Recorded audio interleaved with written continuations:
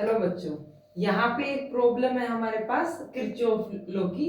उस प्रॉब्लम को हम यहाँ पे सोल्व करेंगे। देखिए क्वेश्चन क्या कहता है, using Kirchhoff law calculate the current in 20 ohm and 40 ohm resistors.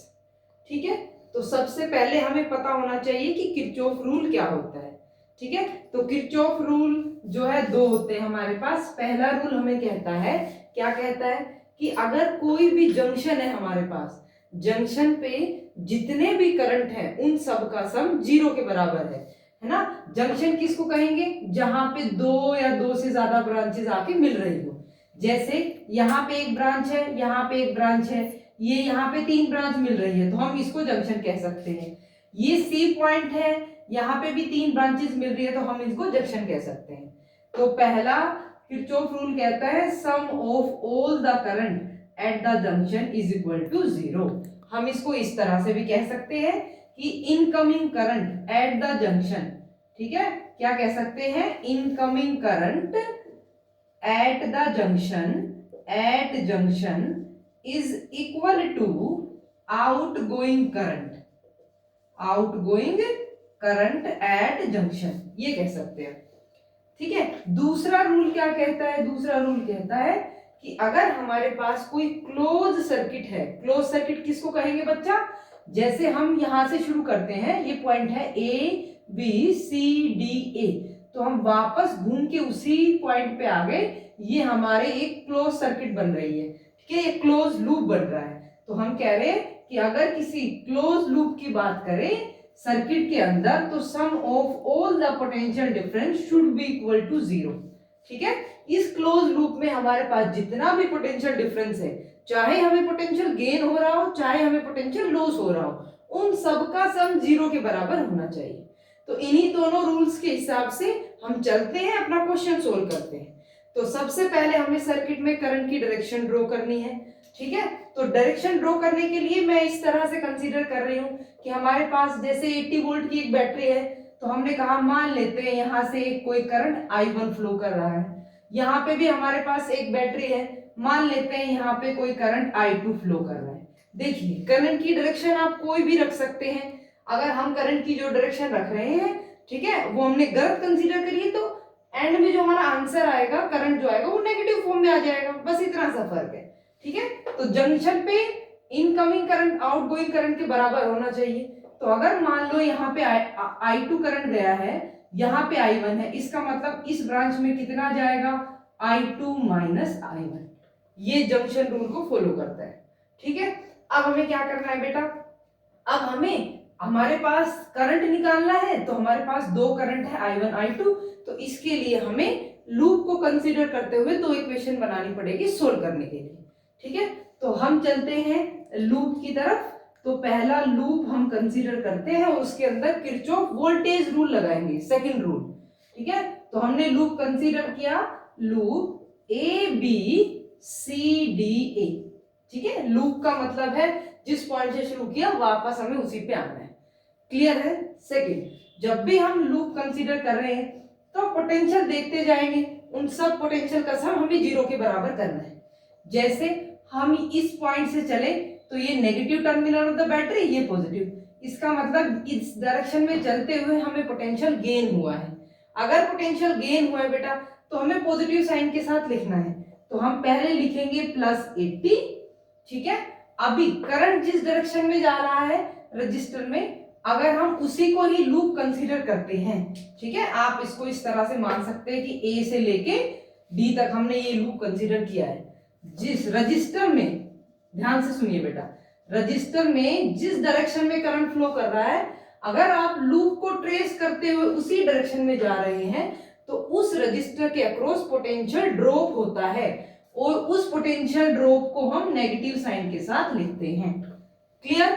ठीक है, दूसरा, अगर रजिस्टर है हमारे पास और इसमें करंट इस डायरेक्शन में फ्लो कर रहा है और लूप को ट्रेस करते हुए हम अपोजिट डायरेक्शन से जा रहे हैं, तो इसको हम कह रहे हैं पोटेंशियल गेन, और पोटेंशियल गेन को हम प्लस साइन के साथ लिखेंगे। इसी चीज का ध्यान रखते हुए हमें लूप को ट्रेस करते हुए इक्वेशन बनानी है। तो हमने यहाँ लिखा +80 क्योंकि यहाँ पे हमें वोल्टेज गेन हो रहा था। अब हम इधर गए, जैसे ही हम इस ब्रांच में गए I1 करंट फ्लो कर रहा है, लूप को करंट की डायरेक्शन में ट्रेस कर रहे हैं, तो माइनस साइन, इस रजिस्टर के अक्रॉस करंट है I1 और इस रजिस्टर की वैल्यू है 20, तो मैं लिख दूंगी 20 I1। फिर हम B से C पे यहाँ कोई रजिस्टर नहीं है, फिर हम इस तरह से आए लूप को ट्रेस करते हुए। अब देखिए हम लूप को ट्रेस इस डायरेक्शन में कर रहे हैं, करंट की डायरेक्शन ये है, तो हम इसको लिखेंगे प्लस साइन और यहाँ पे रजिस्टर है ना, V equal to I R की फॉर्म में लिखेंगे तो 40 ओम रजिस्टर है और करंट कितना है बेटा I2 माइनस I1। ठीक है, यहाँ पे हमारा लूप, इस ब्रांच में कोई रजिस्टर नहीं है, यहाँ पे हमारा लूप कंप्लीट होता है, that is equal to 0। Clear है, इसको हमने कह दिया इक्वेशन 1। बिल्कुल सेम इसी तरह से हम इक्वेशन 2 बनाएंगे सेकेंड लूप कंसीडर करते हुए। तो दूसरा लूप हमने कंसीडर किया है लूप DCFED। ठीक है, ये लूप हमने कंसीडर किया DCFED। क्लियर है ना, ये लूप हमने कंसीडर किया। इस लूप को लेते हुए फिर से इक्वेशन बनाएंगे। डी से सी की तरफ गए, करंट की डायरेक्शन में जा रहे हैं, तो negative sign, 40 ohm resistor, current है I2 माइनस I1। ठीक है, ये पोटेंशियल ड्रॉप हो गया। इधर आए, अब हम करंट की डायरेक्शन में जा रहे हैं, तो माइनस का साइन 10, इस ब्रांच में करंट है I2 लिखा। हम इस बैटरी को ट्रेस करेंगे तो नेगेटिव टर्मिनल से पॉजिटिव टर्मिनल की तरफ, तो हमारे पास यहाँ पे आएगा प्लस 40 और कोई रजिस्टर और बैटरी नहीं है, that is equal to 0। This is equation 2। Now we have to solve these equations and we can find out easily the value of I1 and I2। यहाँ पे हमारी ऑलमोस्ट फिजिक्स खत्म होती है, हमें कैलकुलेट करके I1 I2 की value निकालनी है।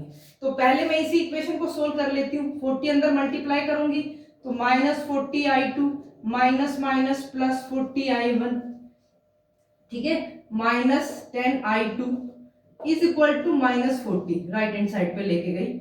ये हो गया हमारे पास, इसको मैं लिखूंगी 40 I1 माइनस 40 और 10 minus 50 I2 is equal to 40। बिल्कुल सेम इसी तरह से इस इक्वेशन को भी सोल्व करूंगी, 80 को इधर लेके जाऊंगी। ठीक है, तो हमने लिखा, हमारे पास हमने लिखा पहले माइनस 20 I1, फिर उसके बाद 40 अंदर मल्टीप्लाई किया, 40 I2 minus 40 I1 is equal to 80 को राइट हैंड साइड में लेके जाऊंगी तो माइनस का 80 हमारे पास, ये माइनस का ही 40 था, है ना, ये माइनस 80 आ गया हमारे पास। अब देखो ये I1 तो मैंने लिखा minus 60 I1 plus 40 I2 is equal to minus 80। ठीक है, अब हमें ये जो इक्वेशन हमारी, इन दोनों इक्वेशन को सोल्व करना है।